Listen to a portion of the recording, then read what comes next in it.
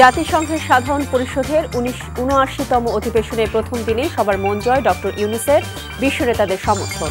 ৬ মাস গুম রাখার ঘটনায় শেখ হাসিনা সহ ৫ জনের বিরুদ্ধে ট্রাইব্যুনালে ভুক্তভোগী আইনজীবী সোহেল রানার মামলা। তোফাজ্জল হত্যায় ফজলুল হক হলের প্রভোস্ট সহ ১৫ জনের বিরুদ্ধে মামলা। চট্টগ্রামে যুবক হত্যার ঘটনায় ৩ জন গ্রেফতার।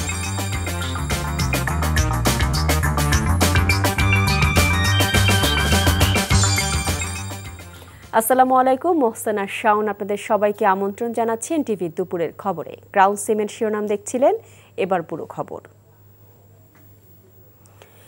জাতিসংঘের সাধারণ পরিষদের ৭৯তম অধিবেশনে যোগ দিয়েই সাধারণ মানুষের মন জয় করে নিয়েছেন ডক্টর মোহাম্মদ ইউনূস। বিশেষ করে অধিবেশনের প্রথম দিনে বিশ্ব নেতারা তার প্রতি যে সমর্থন জানিয়েছে সেটা অনেকটা বিরল। যুক্তরাষ্ট্রের নিউ ইয়র্ক থেকে আরও জানাচ্ছেন আমাদের bureau chief Farid Alam. When you see them in action, when you hear them speak, you'll be shaking. They shook the whole country by their speeches, by their dedication, their commitment. They said, you can kill us anytime you want, but we are not giving up. And he is known as to be the brain behind the whole revolution. অধিবেশনের প্রথম দিনেই যুক্তরাষ্ট্রের president Joe Biden, কানাডার প্রধানমন্ত্রী Justin Trudeau সহ অন্যান্য বিশ্ব নেতাদের সাথে বৈঠক নিয়ে আলোচনায় ছিলেন ডক্টর ইউনূস। বাংলাদেশের প্রধান উপদেষ্টার প্রতি বিশ্ব নেতাদের বিশেষ আগ্রহের বিষয়টিকে ইতিবাচকভাবে দেখছেন সাংবাদিকরা।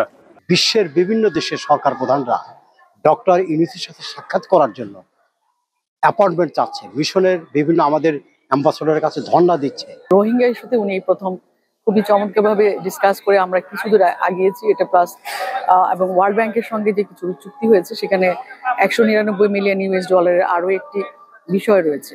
অধিবেশনের প্রথম দিনে ডক্টর ইউনূসের বিভিন্ন দেশের নেতা ও সংস্থাগুলোর সাথে কি কি বিষয়ে কথা হয়েছে এবং কেমন অগ্রগতি হয়েছে সেসব বিষয় তুলে ধরতে হায়াত হোটেলে মঙ্গলবার রাতে একটি প্রেস ব্রিফিং এর আয়োজন করা হয়। সফরের দ্বিতীয় দিন এবং অধিবেশনে যোগদানের প্রথম দিনেই রোহিঙ্গা ইস্যু নিয়ে বড় অগ্রগতি হয়েছে বলে জানান সফরসঙ্গী অতিরিক্ত পররাষ্ট্র সচিব রিয়াজ হামিদুল্লাহ। প্রথমবারের মতো ওনার নেতৃত্বে, মানে মহাসচিবের নেতৃত্বে একটা ইন্টারন্যাশনাল কনফারেন্স অন রোহিঙ্গা করার জন্য, এবং এটা একটা বড় জিনিস। এবং এটা হওয়ার পরে যে কানাডিয়ান যে প্রতিনিধি ছিলেন বব রে, একদম উদাত্ত কণ্ঠে স্পষ্ট সমর্থন দিয়েছেন এবং বলেছেন যে আন্তর্জাতিক সমাজ যেন এইটাকে কেন্দ্র করে যেন আগায়, এবং সেটা হচ্ছে অন্যদেরকে, যেমন মার্কিন যুক্তরাষ্ট্র পাত্রে উজরা জায়া ছিলেন, দন্ডু ছিলেন, এবং তারা সাথে সিগন্যালটা পেয়েছেন। জাতিসংঘে ডক্টর ইউনূসের সারাদিনের নানা কর্মসূচির বিষয়বস্তু তুলে ধরেন প্রধান উপদেষ্টার প্রেস সচিব শফিকুল আলম। ডক্টর ইউনূসের প্রতিটি বৈঠকই সফল বলে মন্তব্য করেন তিনি। ইতালিতে যদি প্রচুর সংখ্যক আমরা বাংলাদেশি যেতে পারে লিগাল রুটে, তো এটা তো অবশ্যই সবার জন্য একটা ওয়েলকাম নিউজ। আর আইএমএফ তো আপনি জানেন, আইএমএফ এর সহায়তা মানে কিন্তু আইএমএফ একা সহায়তা করে না। তখন হয় কি, পুরো মাল্টিলেটারাল যত এজেন্সি আছে তখন ওয়ার্ল্ড ব্যাংক ইন্টারেস্টেড হয়, এডিবি ইন্টারেস্টেড হয়, ইভেন প্রাইভেট ইনভেস্টররা ইন্টারেস্টেড হয় যে না, এখানে আইএমএফ এর বাংলাদেশের উপর পুরোপুরি আস্থা আছে, তখন ওরা সবাই আসে। যুক্তরাষ্ট্রের প্রেসিডেন্ট জো বাইডেনের সাথে জুলাই বিপ্লব সহ নানা ইস্যুতে আলোচনা হয়েছে বলেও জানান শফিকুল আলম। এই স্টুডেন্ট রেভলিউশনটা কিরকম হলো, এটা তো একটা মানে পুরো পৃথিবীতে একটা অবাক করা ঘটনা। হ্যাঁ, এটা খুবই আনপ্রেসিডেন্টেড একটা ঘটনা, সেই বিষয়ে আলোচনা হয়েছে। আর ফুল সাপোর্ট মানে সব ধরনের সাপোর্ট, বাংলাদেশের ডেমোক্রেটিক ট্রানজিশনের জন্য যা যা সাপোর্ট লাগে সবই হচ্ছে। এবং সেখানে আমরা যে কমিশন গুলো হচ্ছে, এই কমিশন গুলো কি কি কাজ করবে। প্রেস ব্রিফিং এ আরো উপস্থিত ছিলেন উপসহকারী প্রেস সচিব আজাদ মজুমদার ও অপূর্ব জাহাঙ্গীর। অধিবেশনের দ্বিতীয় দিনেও বাংলাদেশের স্বার্থ সংশ্লিষ্ট অনেকগুলো বিষয়ে আরো অগ্রগতি বা ইতিবাচক আলোচনার সম্ভাবনা রয়েছে বলেও ব্রিফিং এ জানানো হয়। ২৭ সেপ্টেম্বর সাধারণ অধিবেশনে বিশ্ব নেতাদের উপস্থিতিতে ভাষণ দিবেন ডক্টর ইউনূস। জাতিসংঘের ৭৯তম অধিবেশনে ডক্টর ইউনূস এসেই যেন বিশ্ব নেতাদের মন জয় করে নিয়েছেন, এবং সেটা খুব স্বল্প সময়ের মধ্যে। তার এই আগমনকে বিশ্ব নেতারা যেভাবে দেখেছেন সেটা বাংলাদেশের জন্য একটি ইতিবাচক দিক হয়ে থাকবে দীর্ঘদিন। Farid Alam, NTV news, new York, যুক্তরাষ্ট্র। 6 মাস গুম করে রাখার ঘটনায় শেখ হাসিনা সহ 5 জনের বিরুদ্ধে ট্রাইব্যুনালে অভিযোগ দায়ের করেছে সুপ্রিম কোর্টের আইনজীবী সোহেল রানা। বুধবার আন্তর্জাতিক অপরাধ ট্রাইব্যুনালের চিফ প্রসিকিউটর বরাবর এ অভিযোগ দায়ের করেন তিনি। ভুক্তভোগী আইনজীবী সোহেল রানা বলেন, 2015 সালের 10 ফেব্রুয়ারি উত্তরা থেকে র্যাব সদস্যরা তাকে তুলে নিয়ে যায়। 6 মাস গুম থাকা দিনগুলোতে তাকে অবর্ণনীয় নির্যাতন করা হয় বলেও তিনি জানান। এ মামলায় সাবেক প্রধানমন্ত্রী শেখ হাসিনা ছাড়াও সাবেক স্বরাষ্ট্রমন্ত্রী আসাদুজ্জামান খান কামাল, সাবেক আইনমন্ত্রী আনিসুল হক, সাবেক আইজিপি AKM শহীদুল হক, র্যাবের সাবেক মহাপরিচালক বেনজির আহমেদকে আসামি করা হয়েছে। আমি ট্রাইব্যুনালে অভিযোগটা দিয়েছি, সেখানে সাবেক প্রধানমন্ত্রীকে আমি করেছি শেখ হাসিনাকে, দ্বিতীয় আসামি করেছি আপনার স্বরাষ্ট্রমন্ত্রী সাবেক আসাদুজ্জামান খানকে, এবং 3 নম্বরে আমি করেছি আইনমন্ত্রী আনিসুল হককে, 4 নম্বরে সাবেক আইজি শহীদুল হককে, 5 নম্বরে ডিজির তখন র্যাবের যে প্রধান ছিলেন মহাপরিচালক ছিলেন বেনজির আহমেদকে। 5 জনকে আসামি, আর অজ্ঞাতনামা আরও 20-25 জন। হ্যাঁ, অজ্ঞাতনামা। অভিন্ন নদীগুলোর পানি ব্যবহারের অধিকার আদায়ে জনসম্পৃক্ততা বাড়ানোর বিষয়ে সরকার কাজ করছে বলে জানিয়েছেন পানি সম্পদ উপদেষ্টা সৈয়দা রিজওয়ানা হাসান। বিশ্ব নদী দিবস 2024 উপলক্ষে সকালে পানি ভবনে অভিন্ন নদীতে বাংলাদেশের ন্যায্য অধিকার শীর্ষক সেমিনারে তিনি একথা বলেন। রিজওয়ানা বলেন, পানির ন্যায্য হিস্যা আদায়ে সংশ্লিষ্ট এলাকার জনসাধারণকে তাদের প্রয়োজনীয় বিষয়ে সচেতন হতে হবে। উপদেষ্টা বলেন, যৌথ নদী কমিশনে শুধু বিশেষজ্ঞদের পর্যায়ে আলোচনা হয়, কিন্তু যারা নদী অববাহিকায় বসবাস করেন বা নদীর সাথে যাদের জীবন জীবিকা, তাদের এই আলোচনায় অন্তর্ভুক্ত করতে হবে। তিনি বলেন, নদী এলাকায় স্থানীয় জনগণের কিছু দাবি আছে, সেগুলোর বিষয়ে লক্ষ্য রেখেও যৌথ নদীর পানি ব্যবহারের প্রক্রিয়ায় যেতে হবে। এখন পানি ভাগাভাগির বিষয়টা হয়তো অনেক জটিল, দুই দেশের স্বার্থকে খুব সূক্ষ্মভাবে ব্যালেন্স করতে হয়, কিন্তু কতগুলো বিষয় আছে সেগুলো কিন্তু এত জটিল না। যেমন বন্যার পানি কখন বাংলাদেশে প্রবেশ করবে, কি মাত্রায় প্রবেশ করবে, বৃষ্টিপাতের মাত্রা কি, বাংলাদেশে কতটুকুন প্লাবিত হওয়ার সম্ভাবনা আছে, এগুলো তথ্য নিতান্ত মানবিক কারণেই শেয়ার করা উচিত এবং সম্ভব। এটার মধ্যে রাজনীতি টেনে আনার কোনো প্রয়োজন নেই, প্রয়োজন ছিল না। সকল অভিন্ন জলরাশির উপর যেখানে যেখানে স্ট্রাকচার করছে, এটা কেবল ভারত না, চীন করলেও নেপাল করলেও কোথায় কোথায় স্ট্রাকচার হচ্ছে এটা আমাদের জানতে হবে। এটা না জানলে আমাদের পানি ব্যবস্থা সম্পূর্ণভাবে একটা ঝুঁকির মধ্যে পড়ে যাবে। বৈষম্য বিরোধী ছাত্র আন্দোলনে বন্ধের 2 মাস 10 দিন পর আজ খুলেছে রংপুর বেগম রোকেয়া বিশ্ববিদ্যালয়ের সবগুলো আবাসিক হল। সকালে আনুষ্ঠানিকভাবে খুলে দেওয়ার পরপরই একটি ছাত্রী হল সহ 3টি হল পরিদর্শন করেন বেগম রোকেয়া বিশ্ববিদ্যালয়ের উপাচার্য ডক্টর শওকত আলী। পরিদর্শন শেষে হলের বিদ্যমান সমস্যা সমাধানের আশ্বাস দেন বিশ্ববিদ্যালয়ের নবনিযুক্ত উপাচার্য। এদিকে দীর্ঘদিন পর হল খুলে দেওয়ায় খুশি শিক্ষার্থীরা।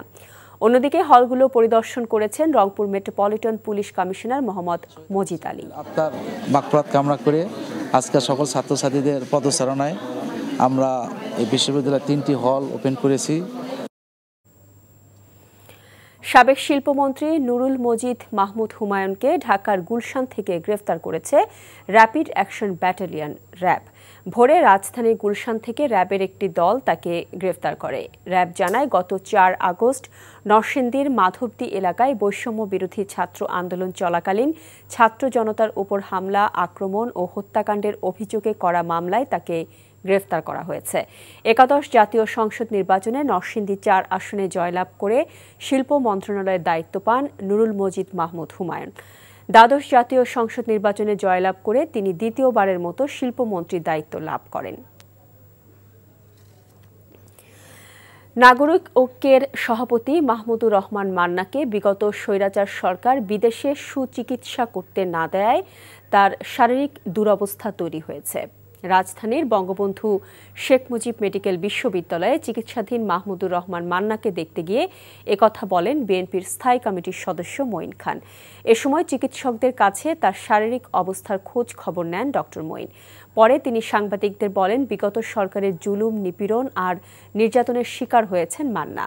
রাজনৈতিক প্রতিহিংসায় স্বৈরাচার সরকার তাকে বিদেশে সুচিকিৎসা পর্যন্ত করতে দেয়নি। বিএনপি ও সমমনা এমন অসংখ্য নেতাকর্মী সরকারের প্রতিহিংসার শিকার হয়েছে বলেও অভিযোগ করেন ডক্টর মঈন খান।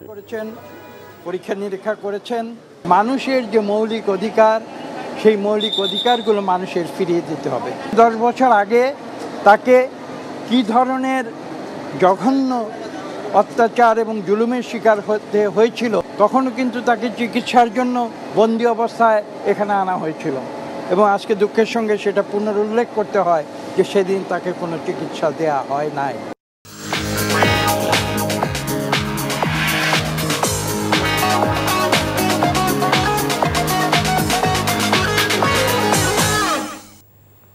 নগদ নিবেদিত অর্থনীতির খবর। হাজিরা বোনাস বৃদ্ধি সহ শ্রমিকদের 18 দফা দাবি মেনে নেওয়ার ঘোষণা দিয়ে আজ খুলে দেওয়া হয়েছে শিল্পাঞ্চল আশুলিয়ার অধিকাংশ তৈরি পোশাক কারখানা। তবে গ্যাস ও অন্যান্য সংকটের কারণে 19টি কারখানা আজ খোলেনি। কারখানা ভাঙচুর ও লুটপাটের সাথে জড়িত থাকার অভিযোগ 121 শ্রমিককে সাময়িক বরখাস্ত করা হয়েছে। তবে বরখাস্তকৃতরা বলছেন তাদের বিরুদ্ধে আনা অভিযোগগুলো মিথ্যা। আশুলিয়ায় খুলে দেওয়া অধিকাংশ তৈরি পোশাক কারখানায় শ্রমিকদের পদচারণায় কর্মচাঞ্চল্য ফিরেছে। জামগড়া, জিরাবো, নিশ্চিন্তপুর, নরসিংহপুর সহ শিল্পাঞ্চল জুড়ে দেখা গেছে আইনশৃঙ্খলা বাহিনীর সতর্ক উপস্থিতি।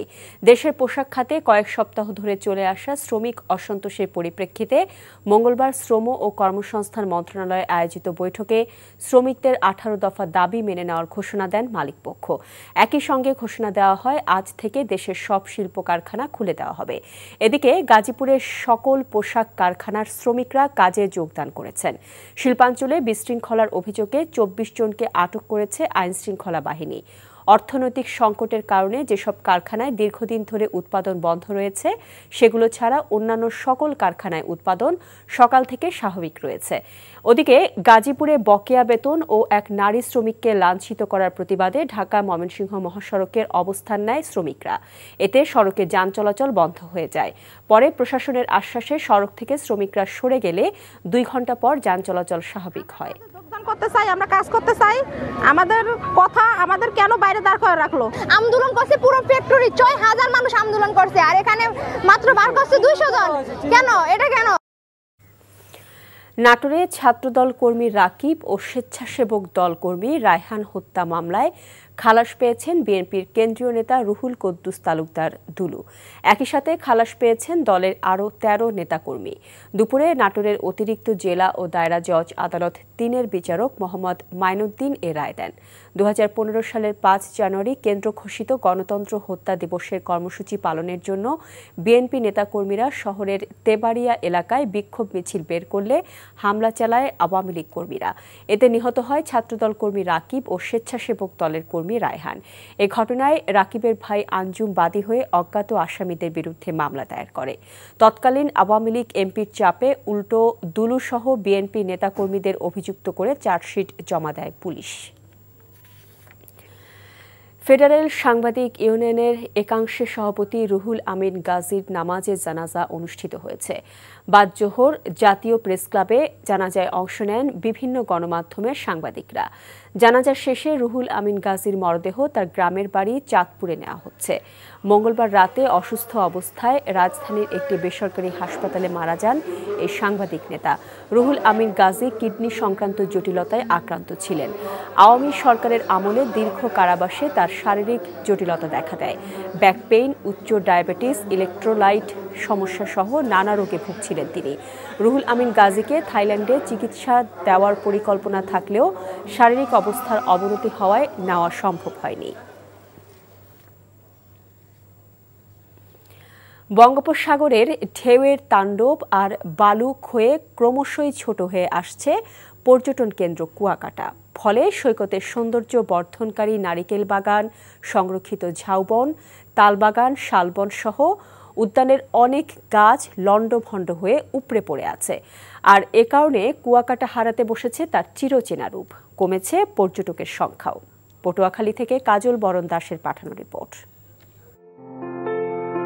কক্সবাজারের পরে ভ্রমণ পিপাসুদের পছন্দের তালিকায় কুয়াকাটা সমুদ্র সৈকত। সূর্যোদয় আর সূর্যাস্ত একসাথে দেখা যায় বলে পর্যটকদের কাছে এর কদর একটু বেশি। পদ্মা সেতু হওয়ার পর দূরত্ব কমে আসায় পর্যটকদের ভিড় বাড়ছে সাগরকন্যা খ্যাত কুয়াকাটায়। কিন্তু দুশ্চিন্তার বিষয় হলো প্রাকৃতিক দুর্যোগ যেন আঁকড়ে ধরেছে দৃষ্টিনন্দন কুয়াকাটাকে। একাধিক ঘূর্ণিঝড়ের কবলে পড়ে কুয়াকাটা সৈকত যেন বিধ্বস্ত কোনো জনপদ। প্রতি বছর কোটি কোটি টাকা ব্যয় করে বালুর বস্তা ও সিসি ব্লক ফেলেও কুয়াকাটা সৈকত রক্ষা করা যাচ্ছে না। পানি উন্নয়ন বোর্ডের গাফিলতিকে দায়ী করছেন কেউ কেউ। সাইড থেকে যে ইতে গেছে বলক দিয়ে গেছে, বলক দেখা গেছে মাঝে দু একটা ডাবে গেছে, বা ওই সাইড থেকে ওই মাঝে মাঝে দেখা গেছে লিক রয়ে গেছে। সর্বদিক দিয়ে নোংরা হয়ে গেছে, পর্যটককে আমরা আনন্দ দিতে পারতেছি না। এখানে যে ভাঙন রোধের জন্য যে বালির বস্তাগুলো এলোপাতারিভাবে ফেলানো হয়েছে, কোনো ডিসিপ্লিন নেই।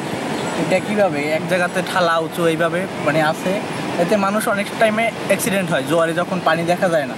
অনিয়মের অভিযোগে পাউবির বিরুদ্ধে অনুসন্ধানে নেমেছে দুদক, তবে কাজে কোনো অনিয়ম হয়নি বলে জানালেন সংশ্লিষ্ট কর্মকর্তারা। আমি যখন কাজ করছি নিয়ম আইন কানুন মেনেই দরপত্র আহ্বান করা এবং দরপত্র মূল্যায়ন করা সেগুলো বাস্তবায়ন করেছি, এবং এখানে কোনো অনিয়ম বা কোনো স্বজনপ্রীতির কোনো সুযোগ নেই। ঘূর্ণিঝড়ের গাছগুলো যেগুলো পরে সাগর এলাকা, সাগর তীরবর্তী এলাকা, এগুলি আমরা এজ ইট ইজ রেখে দিই। কারণ এই যে গাছগুলি ঝড়ে পড়ে যায়, সেটা যদি আমরা রিমুভ করি, সেই এলাকায় মাটির ক্ষয়ের রোধটা হবে না, সেটা মাটিটা ধরে রাখে এবং পরবর্তীতে জলোচ্ছ্বাস যেটা আসে সেই জলোচ্ছ্বাসটা তারা ঠেকায়। কুয়াকাটাকে বাঁচাতে সরকারকে আরও দীর্ঘমেয়াদী টেকসই উন্নয়ন পরিকল্পনা গ্রহণের উদ্যোগী হতে হবে, এমনটাই মনে করছেন পর্যটক বিশেষজ্ঞরা। NTV news desk. জাতিসংঘ সাধারণ পরিষদের ৭৯তম অধিবেশনের প্রথম দিনে সবার মন জয় ডক্টর ইউনূসের, বিশ্ব নেতাদের সমর্থন। ৬ মাস গুমের ঘটনায় শেখ হাসিনা সহ ৫ জনের বিরুদ্ধে ট্রাইব্যুনালে ভুক্তভোগী আইনজীবী সোহেল রানার মামলা। তোফাজ্জল হত্যায় ফজলুল হক হলের প্রভোস্ট সহ ১৫ জনের বিরুদ্ধে মামলা। চট্টগ্রামে যুবক হত্যার ঘটনায় ৩ জন গ্রেফতার। এই ছিল দুপুরের খবরে। এই খবরের ভিডিও সহ আপডেট জানতে ভিজিট করুন এনটিভি অনলাইন www.ntvbd.com। এছাড়াও এনটিভি জনপ্রিয় সব অনুষ্ঠান ও খবরের আপডেট জানতে ভিজিট করুন আমাদের ইউটিউব ও ভেরিফাইড ফেসবুক পেজ। ৫টায় দেশের খবর দেখার আমন্ত্রণ রইল। এতক্ষণ সাথে থাকার জন্য সবাইকে ধন্যবাদ।